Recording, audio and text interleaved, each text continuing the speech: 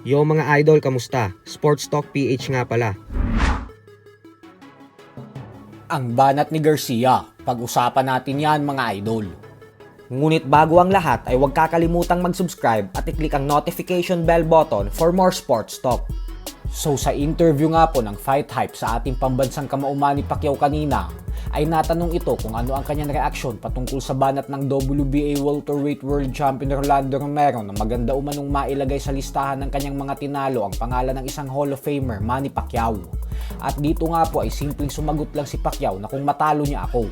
Manny, we spoke to Rolando Romero, who's a potential opponent for you in the future. He said that he would like to have a Hall of Famer on his resume. What do you tell him? In his resume, if he can beat me. Inaasahan po na magtutuos ang dalawa sa buwan ng November o December ngayong taon. Subalit tila may gusto nga pong humarang sa bakbakan ng dalawa. At yan nga po ay walang iba kundi si Ryan Garcia. Alam naman po kasi nating lahat na natalo si Ryan Garcia sa hindi inaasahang pagkakataon sa kamay ni Romero nitong nakalipas na buwan ng Mayo lamang. At ayon sa interview kay Garcia kanina, ay wala daw pwedeng umagaw sa laban niya kontra kay Romero dahil babawian niya umano ito sa December sa rematch nila. Banat ni Garcia na nangangati na daw siyang labanan ulit si Romero kasi alam niya naman umano na kayang-kaya niya itong talunin at i-knock out. Sadyang wala lang daw talaga siya sa kanyang sarili noong magtuos sila sa unang pagkakataon. Kaya naman dahil dyan ay nakay Romero na ngayon ang desisyon kung papalampasin niya ba ang pagkakataon na makasagupa ang isang legendary 8 Division World Champion para makipag-rematch kay Garcia.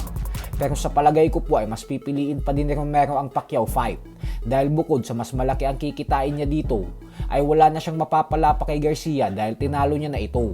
Pag si Garcia kasi ang hinarap niya ay bibigyan niya lang ito ng pagkakataon na makabawi sa kanya. Bukod dyan ay mukhang malabo din na makabalik agad si Garcia sa December kasi kakatapos lang itong sumailalim sa operasyon nang dahil sa kanyang injury sa kamao. Kaya maging ang kanyang promoter na si Oscar De La Hoya ng Golden Boy Promotions ay ayaw munang bigyan ng laban si Garcia sa natitirang mga buwan ng taong 2025. Sa kabilang banda naman mga idol ay bagamat nga po hindi masyadong napag-uusapan ngayon ang bigating mega showdown sa pagitan ng dalawang former pound for pound king na sila Canelo Alvarez at Terence Crawford, gawa ng natatabunan ito ng naging laban ni Pacquiao kay Barrios, ay sinabi nga po ni Canelo na pinaplano niya daw talagang parusahan ng gusto si Crawford sa gabi ng kanilang sagupaan sa September 13.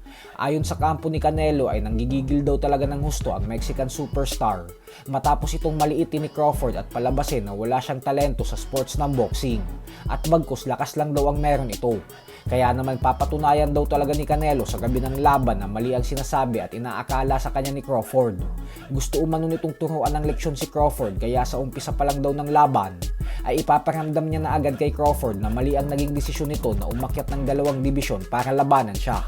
So hanggang dito na lang po muna tayo mga idol. Sports Talk